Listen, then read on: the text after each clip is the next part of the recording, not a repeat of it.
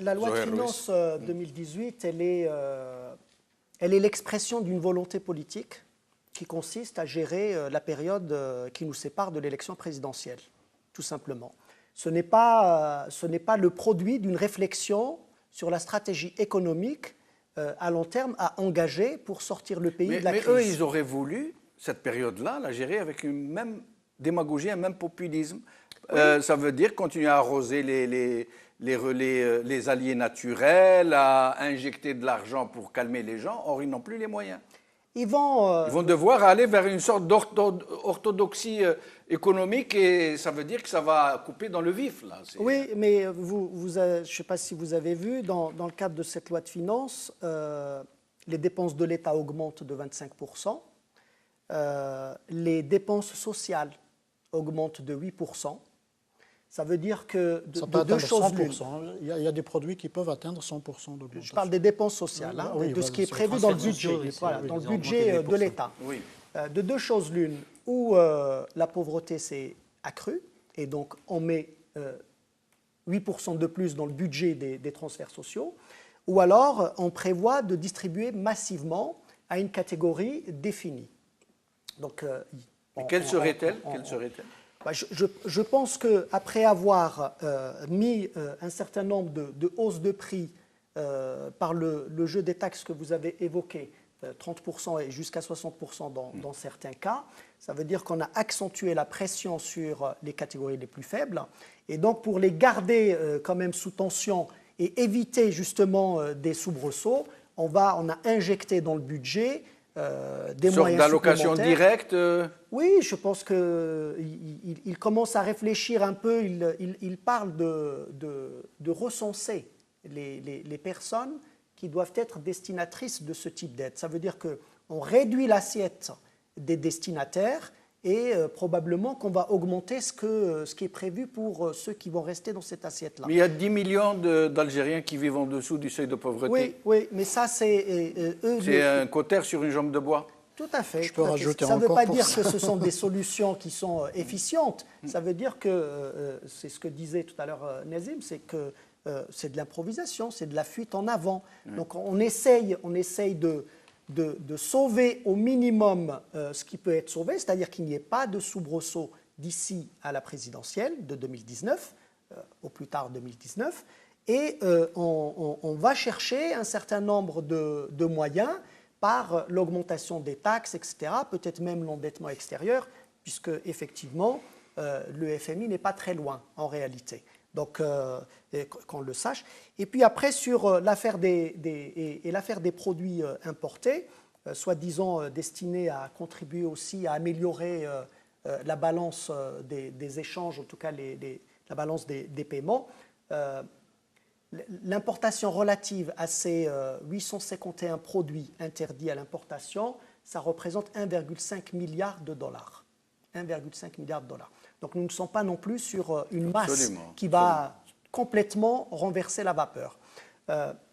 Ils vont évidemment faire en sorte que eux, leur clientèle, comme ça a été dit, continue à importer probablement ces produits parce qu'il n'y a aucune autorité de contrôle qui peut dire que ces produits ne seront pas importés et qu'ils ne seront pas importés avec des lignes de crédit octroyées par les banques publiques, on ne le sait pas. Donc tout ça est plutôt, de mon point de vue, une fuite en avant qui ne repose sur aucun élément fiable qui puisse permettre de se dire qu'avec ces éléments-là, on va stabiliser la situation économique et on va sortir le pays de la crise. Mais pas du tout. D'ailleurs, quand on fait... je crois que c'est le Venezuela qui a fait la même démarche. Hein, et qui a connu des soubresauts que vous connaissez. Donc, s'il y avait une volonté, une vraie volonté de sortir l'Algérie de la crise, on prépare cette phase d'interdiction d'importation de produits. Comment ? On permet localement la production de ces produits-là.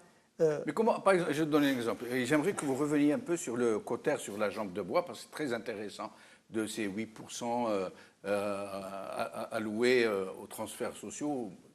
Qu'est-ce que ça va couvrir? Mais sinon, au sujet de... Rappelez-moi ce que je suis en train de vous dire. Sur les produits importés. Oui, j'ai oublié la question. Je vous laisse poursuivre. C'est la fin de l'année. Oui, j'évoquais le Venezuela et les produits importés. Oui, je parlais de préparation de la phase de pré-interdiction d'importation de produits. D'abord, une économie normale n'interdit pas l'importation de produits. Elle met en place les conditions qui font que par la régulation du jeu de l'offre et de la demande, on va chercher le produit qui présente la meilleure qualité au meilleur prix. Et donc, si on mettait en place les conditions localement de création de ce type de richesse... C'est là la question que je voulais vous poser qui m'a échappé. Ça ne les intéresse pas, C'est là la question. Oui. Par exemple, entre autres produits interdits, le beurre. Le beurre. Oui. Comment produire du beurre en Algérie, dans un pays où il est impossible de produire du lait? C'est quasiment impossible, de façon massive, je veux dire, qui puisse satisfaire la demande. Donc, ce n'est pas possible. Une usine de montage. Une usine de montage de vaches. C'est pour ça que je vous dis que ça ne procède pas d'une stratégie destinée à sortir le pays de la crise, mais ça procède de l'improvisation qui a été évoquée tout à l'heure, où on a listé un certain nombre de produits, et je vous ai dit que l'ensemble des 851 ne représente quasiment rien. 1,5 milliard de dollars. Vous rendez compte? Mais peut-être que ce n'est qu'un début. Ce n'est qu'un début, peut-être. Peut-être. Mais en tout cas, ce n'est pas la solution tant qu'on ne met pas en place les vraies conditions de création de richesse à l'intérieur du pays. Et c'est cela qui fera que les Algériens se tourneront. Ça ne se fait pas du jour au lendemain. Non, d'abord, c'est à long terme. Oui, mais j'ai rappelé tout à l'heure les conditions dans lesquelles se sont produits les événements d'octobre 88 et de 91, 86, la chute des prix. On n'a pas non plus, dès cette époque-là, c'est le même régime, hein, c'est le même personnel politique, on n'a pas du tout souhaité créer un environnement économique viable. Donc évidemment, ça ne se fait pas du jour au lendemain, mais la situation est connue depuis des années, il n'y a pas de volonté politique, ça ne les intéresse pas, parce que ce qui les intéresse, ce régime, c'est de continuer à importer, à avoir des commissions et de jouir de ces biens-là. Aménager les clientèles. Évidemment, payer les clientèles pour se maintenir au pouvoir et non pas d'avoir une classe économique à l'intérieur du pays qui puisse être complètement indépendante de leur corruption. Et si on a passé au dernier sujet? Oui, j'ai le sentiment que ça procède toujours de la même logique. C'est qu'on prépare 2019 et il ne faut surtout pas que d'ici là, il ne se passe quoi que ce soit qu'il n'y ait pas de grain de sable, qui vienne contrarier le dispositif qui a déjà démarré, puisque vous allez probablement finir cette émission sur le 5e mandat. Oui. Donc, vous voyez, on arrive un peu comme dans un phénomène d'entonnoir. Nous avons évoqué la loi de finances, et puis il y a NAER, et puis il y a d'autres éléments qui se mettent en place pour préparer ce dispositif-là. Donc là, on peut s'en féliciter. Là, ça a été revendiqué largement. Ça a été rappelé. Il y a des gens qui sont battus pour et qui ont été battus pour cela aussi.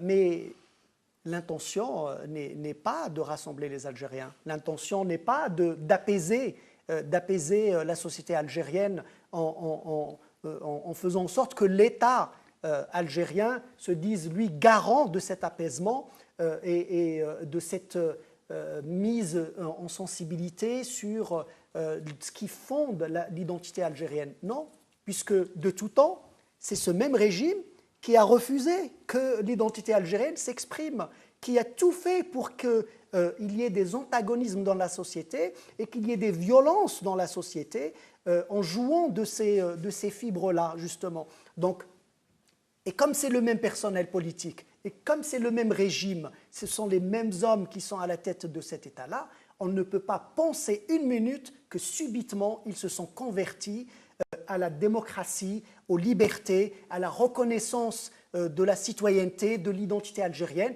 Donc on se dit naturellement qu'il y a anguille sous roche. Et donc anguille sous roche, c'est 2019. On prépare les éléments et il ne faut surtout pas. Donc là, on va en calme. Il y a eu pas mal de soubresauts ces derniers temps en Kabylie. Et bien donc on donne quelque chose. On essaye de calmer le jeu. Ce qu'il faut, c'est qu'on ne soit pas dupe de cela et que les associations, les partis politiques qui sont les plus en avant sur ce type de revendications ne deviennent pas des faire-valoir de ce régime, comme on a pu le voir par le passé récent.